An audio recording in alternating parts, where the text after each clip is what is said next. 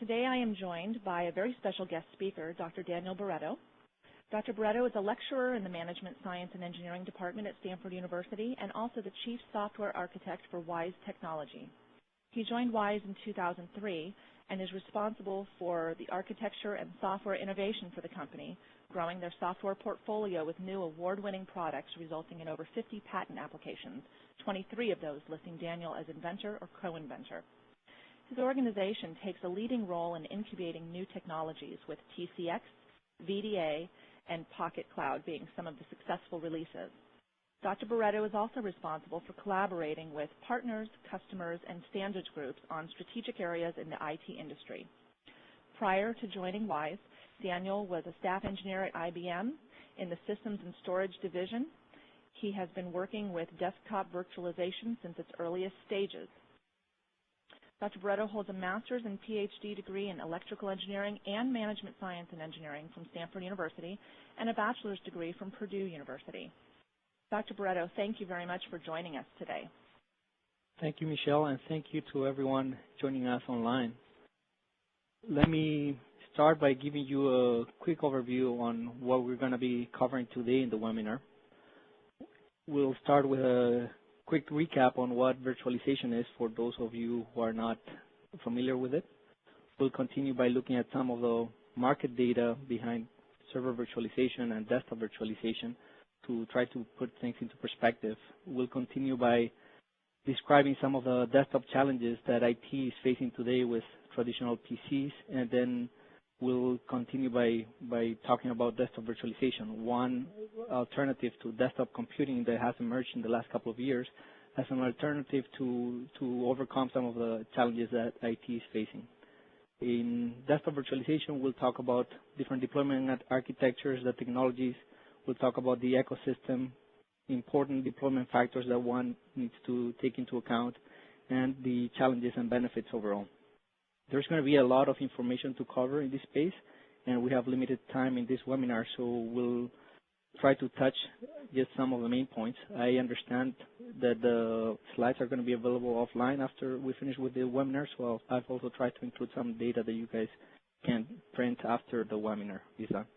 So with that said, let's get started. What is virtualization? Let's talk about the components in a physical machine first. In a physical machine, one has hardware, one has an operating system that runs on top of the hardware, and one has the applications that get installed on top of the operating system. As we can see in this picture, all those three components are tightly coupled, and that's why they are shown as puzzle pieces. If one wanted to deploy a different server with the same components, one would have to go over the installation and configuration of all the different components once again. So in this particular example, we have a Microsoft Exchange server running on Windows, and when the IT manager if the IT manager wanted to have additional servers, they would have to deploy the additional components, as we can see in the following slide.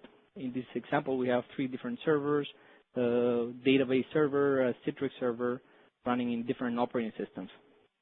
So as you can see, now IT managers have to manage all this individually, and I need to configure and deploy them individually. In virtualization, on the other hand, instead of installing an operating system directly on top of the hardware, one installs a hypervisor. The hypervisor abstracts the computer resources, the hardware resources, from the operating system, and this allows one to have multiple virtual machines running different operating systems on top of the same hardware. In the context of server virtualization, it is very important to optimize the CPU, the virtualization of the CPU, the virtualization of the memory, the virtualization of the storage, and the virtualization of the networking, since those are the main components, the components that need to perform very well with servers. In this example, we now have all three servers running on the same hardware, and as we can see, there's different operating systems running without conflict. The bond between the operating system and the hardware has been broken, and so virtual machines are now portable. Deploying or copying virtual machines is now as simple as making multiple copies of a file. Server virtualization has been very successful in the last couple of years because it has major benefits. First and foremost, we have hardware consolidation, which allows us to run the same workloads with less physical servers. This offers better hardware utilization and resulting in major savings in investment of capital. There's a significant reduction in space requirements for the data centers, less energy consumption, and less cooling required for those data centers. There's also very rich management stacks and centralized tools to manage virtual machines, which simplifies the provisioning and the deployment. Next, we have significant data recovery and high availability benefits. If a physical server goes down, VMs can be migrated seamlessly to different hardware or even different data centers. And finally, we have application isolation. Since it's easy to deploy new servers, one can have different servers dedicated to different applications to make sure that there's no conflict between applications running on the same server. So let's look at some of the market data for virtualization. Based on the latest numbers from IDC, the server virtualization related ecosystem was $30 billion in 2009, and it's expected to grow to $46 billion by 2013. The virtualization ecosystem includes the virtualization software, the management, the server hardware, and the services, which are integration services, consulting services, support, and training services. This is a well-understood market where the main player is VMware, and there's all other heavyweight companies such as Microsoft, Sun, Red Hat, and Citrix, which have been making major investments in the space. It's also important to note that this server virtualization, is a key technology enabling cloud computing services. Now, let's focus our attention on a new trend, that trend of virtualizing the desktops. Server virtualization has been so successful that people are now looking at the potential benefits of virtualizing the desktops. Since the number of desktops in an IT shop is significantly higher than the number of servers, the potential for this market is to actually overgrow the server virtualization market. In 2009, it was estimated that the market was $1.5 billion, and it's estimated that by 2013, that market could reach north of $65 billion, representing 40% of the professional PC market. There has been major acquisition and consolidation activity in this space, as we will see in the coming slides. Since the desktop workload is now all running on the server, one doesn't need a full PC running on the desk anymore, and that's why this goes hand in hand with the thin client industry. Thin clients are devices like a set-top box that have just enough operating system. They run an embedded operating system so that they can connect remotely to virtual machines. In 2009, in this market, we shipped 3.2 million units, and it's expected that by 2013, we will be shipping over 24 million units. So let's try to understand the PC desktop, the challenges for PCs, and why people are looking at desktop virtualization as one potential solution. There are many issues that IT shops face today in delivering the user desktop. The costs associated with buying, securing, deploying, and maintaining desktops is estimated by many analysts to be as much as 64 or more of an annual IT budget. A recent study by Gartner suggested that the true total cost of ownership of an unmanaged PC can be almost $6,000. This might sound like a very high number, but where Gartner specializes is in understanding and being able to quantify the real costs of PC ownership. First, we have the acquisition of the hardware and the software applications that run on top of a PC. Then IT shops need to worry about deploying, configuring, and maintaining the hardware. If this happens to be in remote sites, branch offices, or home workers, that only increases the cost. Then you have to deploy and maintain the software applications running on top of those desktops. including application updates, patches, service packs, antivirus, firewall, etc. So this can be a tedious task. There's also significant information security challenges. PCs are traditionally prone to theft and vulnerable to attacks. And also, there's mobility limitations since all your data is tied to a particular PC. Even if you have a laptop, you have to be in front of that laptop to be able to access your data and applications. So there has been multiple desktop computing alternatives that have emerged, and the one we're going to focus on today is desktop virtualization as one of the potential solutions to some of these challenges. So let's continue by defining what desktop virtualization is. Let's look at a physical desktop first. Again, the physical desktop is formed of four major components. You have the hardware, you have the operating system. In most of the cases, that is a Windows operating system that is installed on that physical hardware. You have the applications that are installed on top of that operating system, and you have the user data, which is the personal files, the profile, the settings, the configuration, the wallpaper for that particular user. All these components are, again, tightly coupled. You have different users have different settings and personalization for applications and for the operating system, which means that if you have two different users, you have two totally different environments that IT shops need to manage and maintain, making things very complex.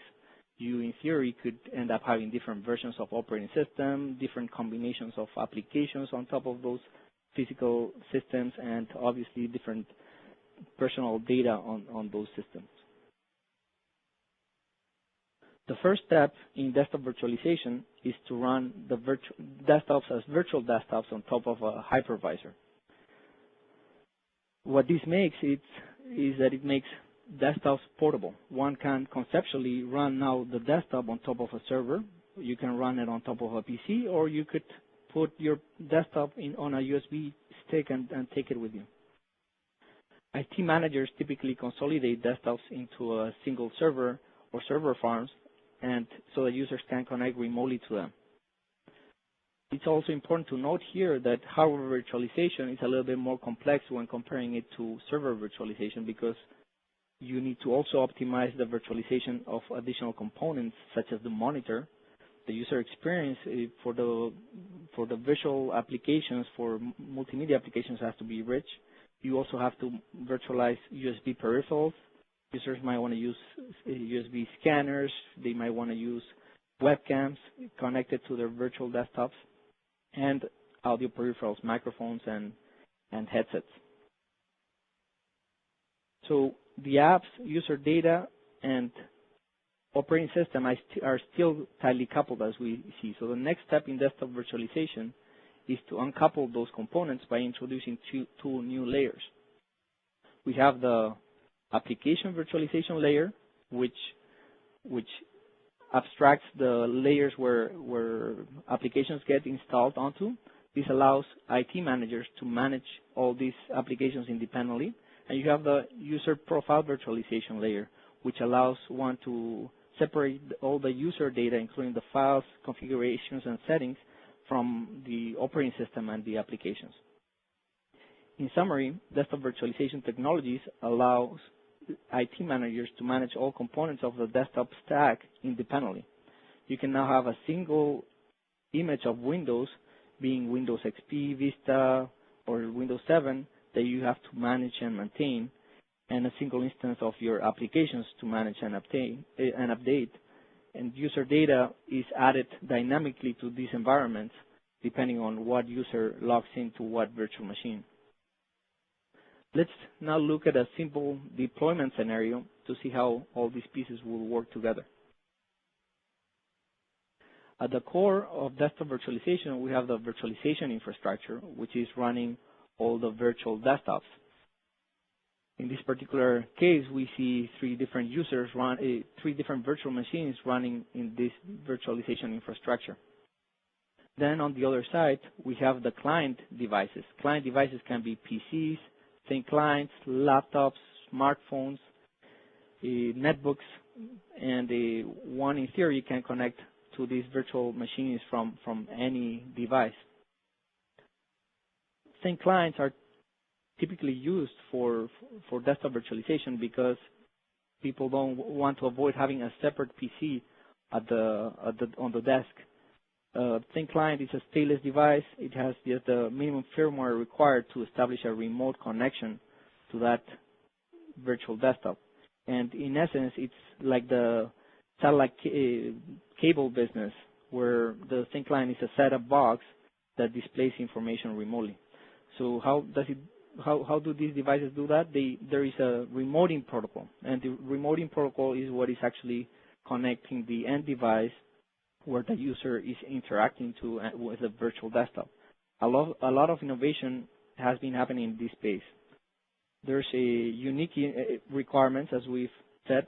The contents on the desktop are dynamic, and they vary with time. So you need to have a really good virtualization of your display.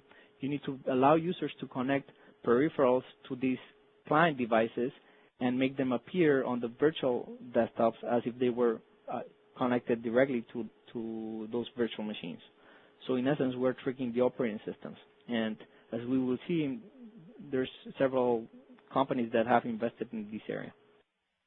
Next, to be able to assign virtual desktops to the different clients, we have a connection broker. And the connection broker is essentially the brain behind the whole operation.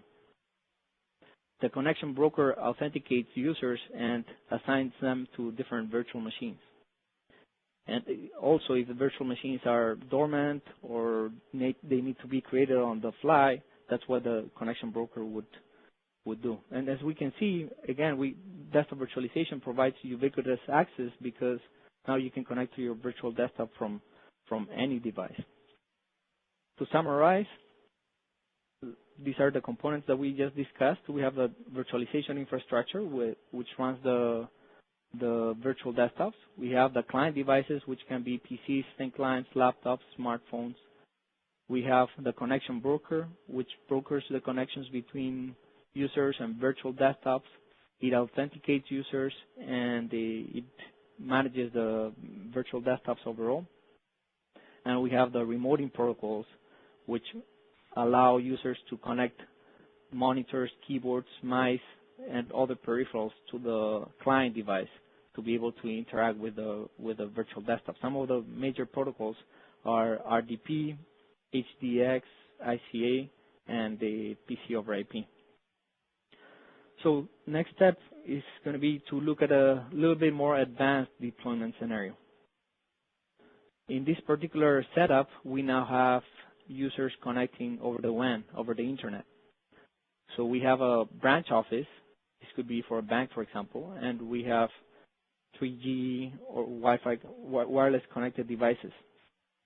For security reasons, the first step in this type of deployment would be to add a secure gateway. The secure gateway will be the only component sitting on a DMZ for the company, and is a component that will actually authenticate the users and make sure that the highest security standards are used between the clients connecting from the internet to the virtual desktops. Here's where one can also add two-factor authentication requirements to increase security practices even more. Next, since we have users connecting over the internet, people sometimes deploy WAN accelerators. WAN accelerators, what they do is they improve the performance of the protocols over the WAN. As an example, we have customers today that are running the virtual infrastructure in the U.S., and they have branch offices in places like India, China. So we see connections that are running over very long links that are actually performing quite well when we introduce WAN acceleration and protocol acceleration technologies on top of these connections. Next, we have the application and virtualization layer, and this is the software that allows IT managers to manage the applications independently from the virtual desktops. We have the user profile layer, which allows one to manage the user profiles. And finally, the OS image management. And ideally, again, we would have a single image for each of the different operating systems that IT groups are offering to their customers. To summarize again, we introduced the security gateway, which provides enhanced security and WAN connectivity. We have the application virtualization layer, which encapsulates applications to enhance their portability and manageability. We have the user profile virtualization, which decouples the user components from the operating system and applications. We have WAN optimization technologies, which can optimize the performance of the protocols over high latency, low bandwidth, and lossy networks. And finally, we have additional protocol enhancements that can provide an additional layer on top of the remoting protocols to deliver improved user experience and increase scalability on the back end. As we have seen, there are many components in the desktop virtualization. Let's look at some of the players. This is a very busy slide, and I won't go into the details. It's just to give you a reference. As you will see, there's well-established companies such as Microsoft, Citrix, VMware, Wise, HP, as well as many startups in this space. And I've tried to include mainly the major players. There's been significantly consolidation by acquisitions in this space. And the companies like Microsoft, VMware, Citrix, and HP have acquired many startups in the last couple of years. So let's now look at some of the important deployment factors that IT managers need to take into account to see if desktop virtualization is right for them. One of the most important factors is to understand the user needs. Users can be classified in 4 different types. We classify them as task workers, and task workers are users that use a handful of applications. They mainly do entry task type of operations, and they have need for limited peripherals. This is a space where technologies for session virtualization, which is another alternative to desktop virtualization, have been very successful, and that's where products like Citrix Presentation Server, now called SANApp, and Microsoft Terminal Server have been very successful.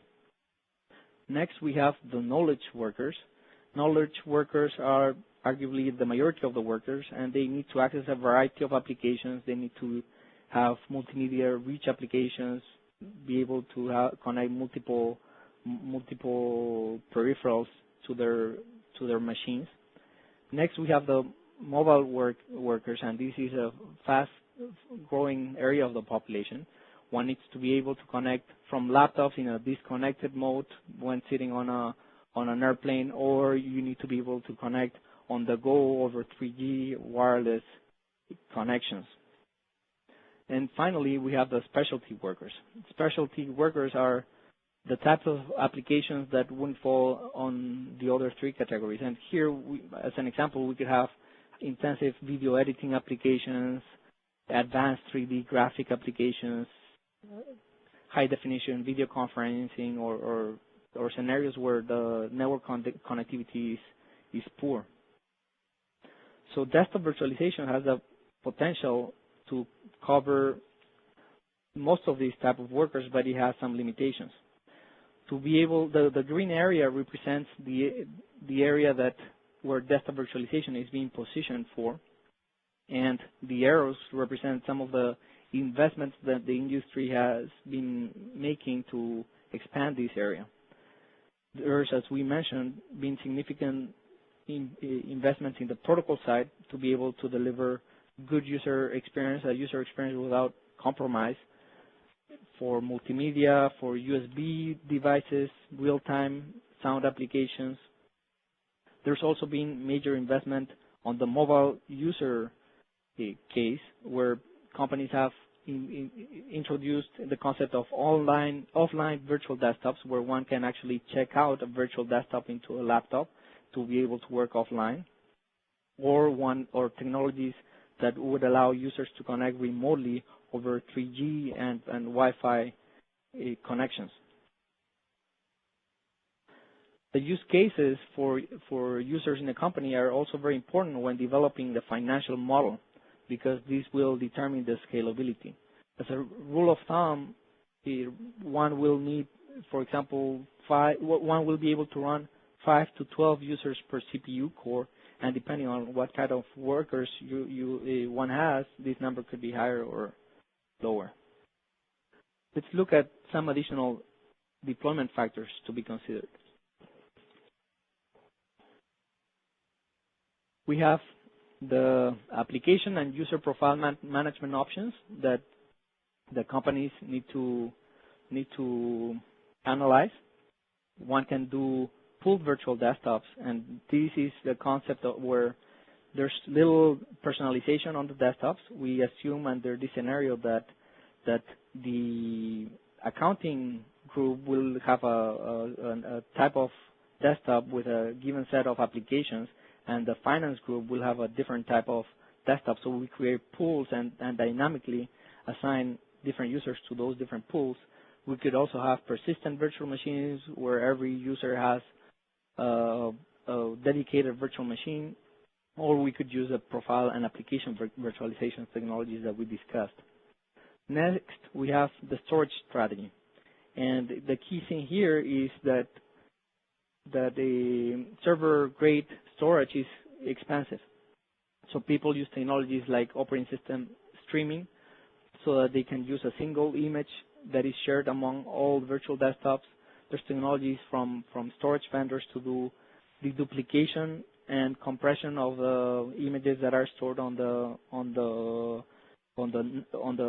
SANs and the NAS and the iSCSI storage. And there's technologies like link clones from companies like VMware, where one has a golden image and all other VMs are deployed as Delta files for that golden image. Next, we have the security strategy, and this is a very important factor. One needs to first decide if connectivity is going to be given to people outside of the corporate LAN. And if doing so, one needs to decide if you're going to use a VPN or an SSL gateway. There's also different remote protocol encryption levels, from very simple to state-of-the-art encryption, and same thing with authentication, with people using smart cards for two-factor authentication, RSA, two-factor authentication, and even fingerprint readers or other biometrics. Next, we need to decide whether to support or not branch offices. One can have a centralized architecture or a distributed architecture with virtual machines running on the branch themselves. The WAN support is also very important because one needs to understand the type of connectivity that users are going to have when they are connecting either from home or from other countries. It's important to understand the network conditions. Next, we need to consider whether we're going to use PCs or thin clients in the deployment. PCs have some advantages. For example, they always have the latest versions of the remoting protocols, and the Microsoft licensing costs are lower when using a PC as a client device. Thin clients, on the other hand, they have other benefits. They have a much longer depreciation cycle. They last longer. They have less management. And in fact, some of the analyst numbers that we're going to present are all based on customers using thin client as a client device. And finally, there's also outsourcing options that one needs to consider. In the world of cloud computing, there's companies starting to offer desktops as a service, and those can run in either a private cloud or a public cloud. So companies like IBM and different telcos are starting to offer, and startups are starting to offer these services, which is a very interesting area. So what are the challenges of virtual desktops? First and foremost, it's the initial investment. One needs to make sure that the companies need to make sure they have the right servers, the right storage, the right networking infrastructure and software to be able to run virtual desktops. So there can be a significant investment up front. And what people do is they typically wait for a hardware refresh cycle to introduce virtual desktops. Next, one needs to understand the limitations for the different type of users. Mobile and specialty users, they have unique requirements that might not be addressed by virtual desktops yet, but we're getting there. Next, just virtualizing desktops is not good enough. If one is going to virtualize desktops, one needs to make sure that they have good management strategies with good business and business processes and policies. Make sure that the components that you use can interoperate. Don't make a big investment and then find you're fully dependent on a particular vendor. As we said, there's network connectivity concerns regarding bandwidth, latency, packet loss. There's also cultural transition challenges. Users have to see the benefits of virtual desktops in order to let go of their PCs. And finally, there's the Microsoft licensing. Microsoft just announced some new licensing a couple of weeks ago, and to be able to do virtual desktops, most companies need to either have software assurance for their client devices, or they need to pay a virtual desktop access license of $100 per year. Let's now continue and summarize some of the benefits of virtual desktop computing. There are cost and business benefits to virtual desktops when compared to physical PCs. Based on a recent study, there's a total cost of ownership savings of 2 to 10% when comparing PCs to virtual desktops. These numbers are assuming that the customers are using a thin client as the client device, and the savings when comparing an unmanaged desktop with a managed virtual desktop deployment can be as high as 43%. There are several business benefits as well: security, privacy, and compliance benefits. With virtual desktops, anti-threat software can be enforced and does not need to be installed on the desktop. Just protect your servers. Privacy of data is a huge problem with theft of notebook computers or the theft of hard disks for computer desktops. When using virtual desktops, users can't take data unless they are authorized, making virtual desktops great for banks and healthcare to ensure customers' data are staying private. No data is stored on the client device, which simplifies adherence to some regulations such as SOX, HIPAA, and Basel II regulations.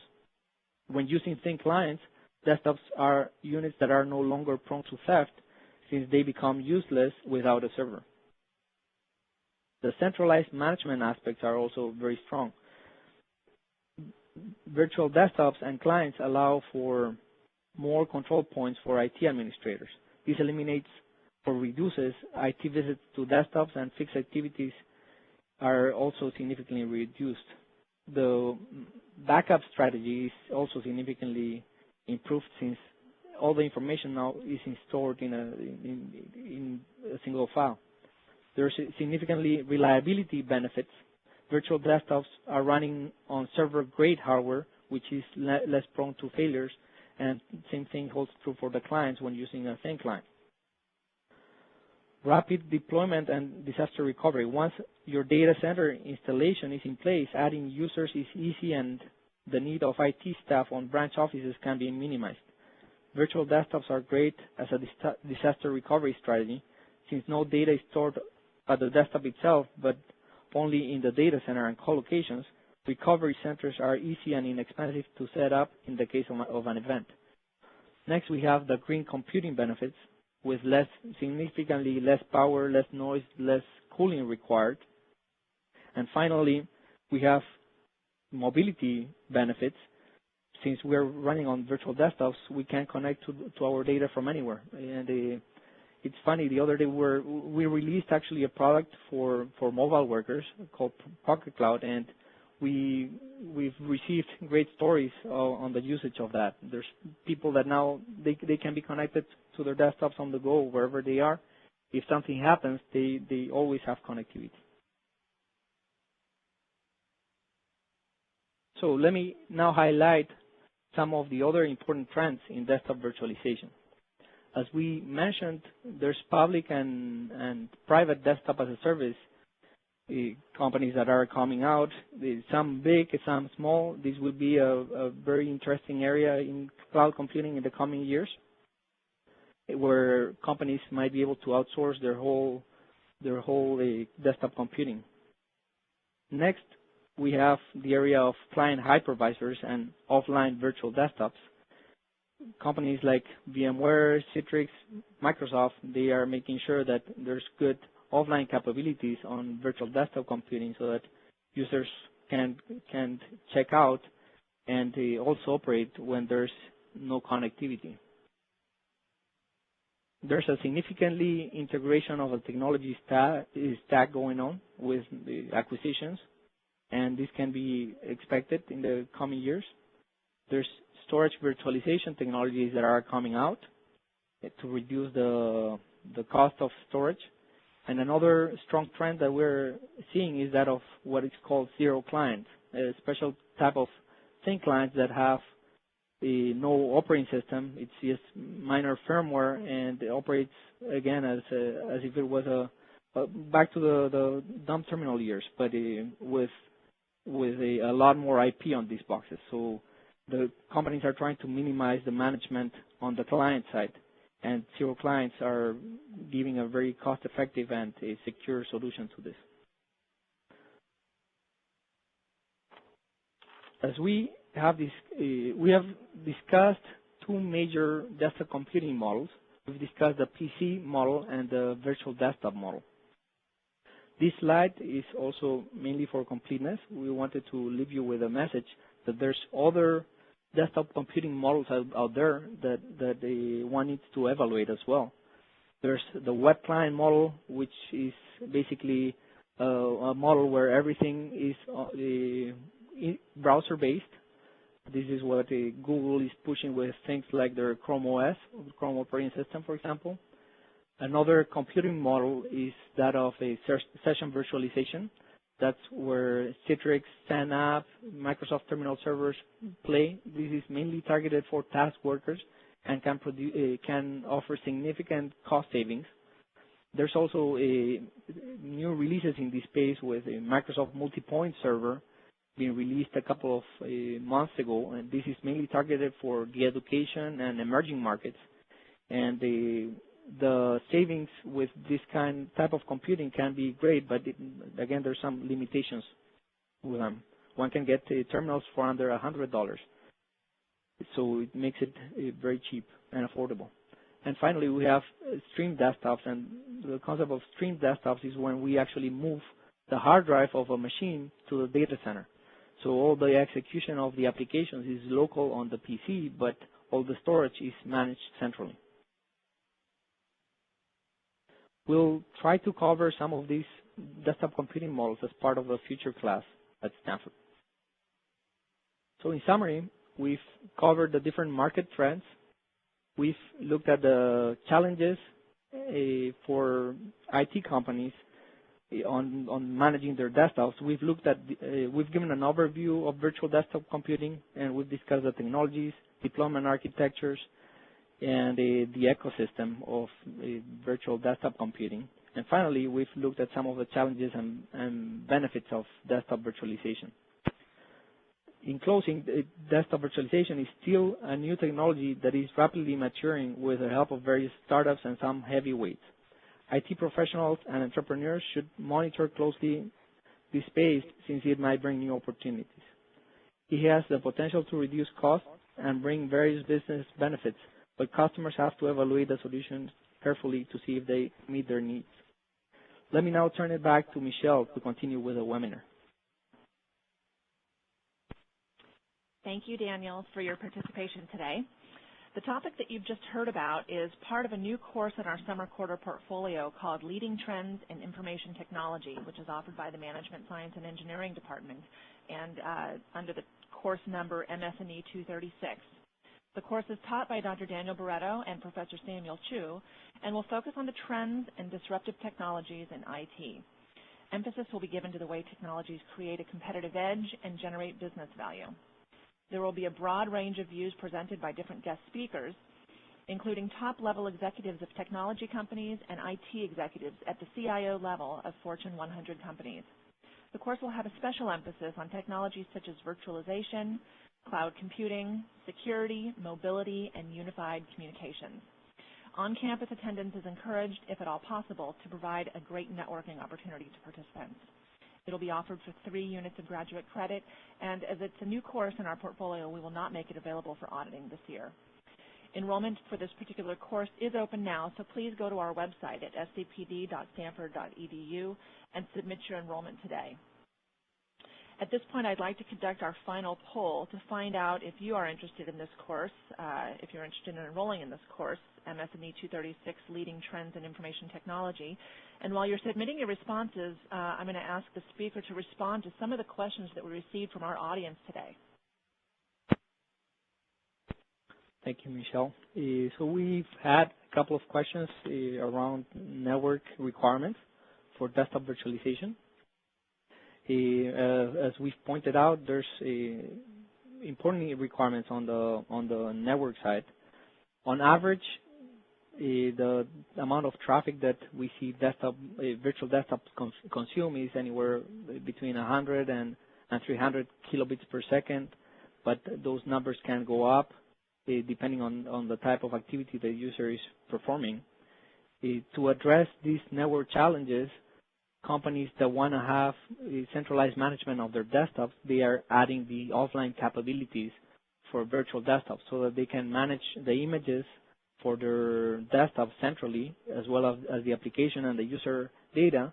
And when users have good connectivity, they can actually check out a full version of their desktop to run on any platform. They can check it out on a USB stick. They can check it out onto a laptop. They can run the desktop locally on a plane or on a place with bad connectivity, and then when they have good connectivity, the data gets synchronized on the back end. So that's some of the technologies that are coming up to try to improve this. And hopefully that addresses that question. Another area to understand is the area of cloud computing, desktop as a service. We're getting some questions around that. So as we said, there's different desktop computing models, and the different models are addressed to different type of users. Desktop virtualization is definitely a model mainly tailored for enterprises. One can, for small, medium businesses and for consumers, there's other solutions out there, and we are going to be covering those as part of the class here at Stanford.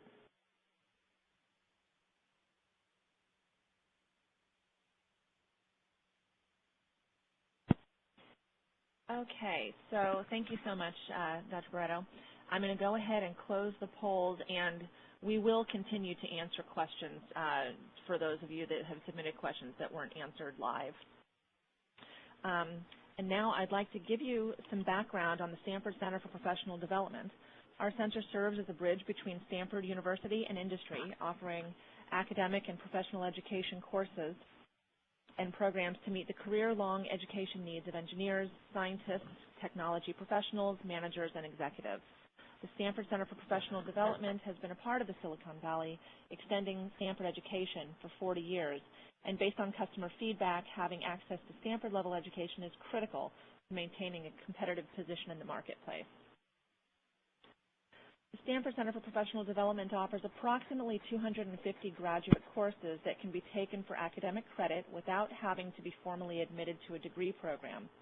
We also offer bundles of courses or graduate certificates comprised of 3 to 5 courses in a guided curriculum of study, which offers not only Stanford University graduate credit, but also an in-depth subject-specific knowledge.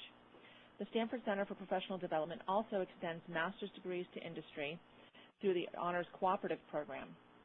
Candidates must apply like any other graduate student and, if admitted, can pursue their degree on a part-time basis over the course of 5 years. Up to 18 units of graduate credit earned under the non-degree option may later be applied toward a master's degree. We also offer the option to audit courses. This program allows you to take graduate courses online without homework, exams, or interaction with the teaching staff. Auditing a course is a great way to update your knowledge without paying the full tuition rate. The live course lectures at Stanford University are taped, digitized, and made available online.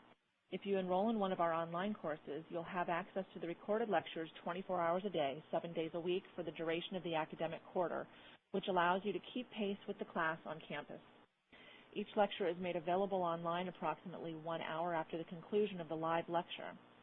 If the course that you take requires you to submit homework, that work would also be submitted to the Stanford Center for Professional Development. There we receive, log, and deliver your homework to the instructor. This can be done either by fax or by email. If you are required to take exams, these will be sent to your exam monitor, the person that you have designated to receive the exam, administer the exam according to guidelines provided by the course instructor, and return it to the Stanford Center for Professional Development. An exam monitor may not be your spouse, friend, or family member. Typically, an exam monitor will be your manager or someone in the HR office at your company. The enrollment period for summer quarter actually opens on April 12th, but it will remain open through Wednesday, June 16th.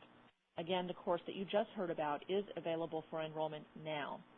If you're interested in enrolling in any of our graduate courses offered through the Stanford Center for Professional Development, you must do so online through our website at scpd.stanford.edu. An official sealed academic transcript must be submitted. However, we do accept copies while the official transcript is en route. Tuition is broken down into two categories, member company and non-member company. The non-degree option tuition is $1,300 per unit. However, if you work for a company who has a membership with the Stanford Center for Professional Development, the tuition is reduced to $1,100 per unit. Most of our courses in the graduate portfolio are between 2 and 4 units.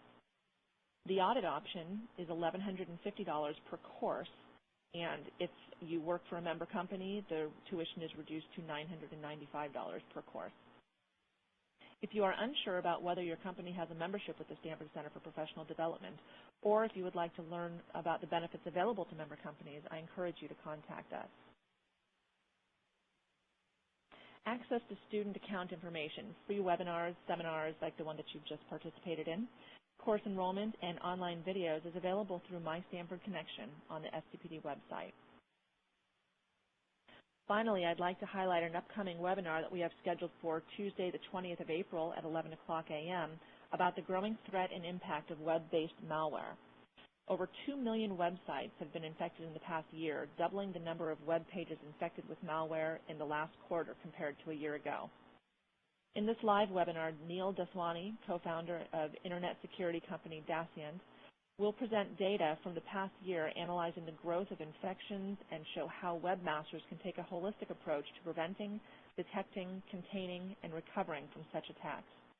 The presentation will also focus on discussing how IT professionals can mitigate the threat of web-based malware infections by using a variety of resources and technologies.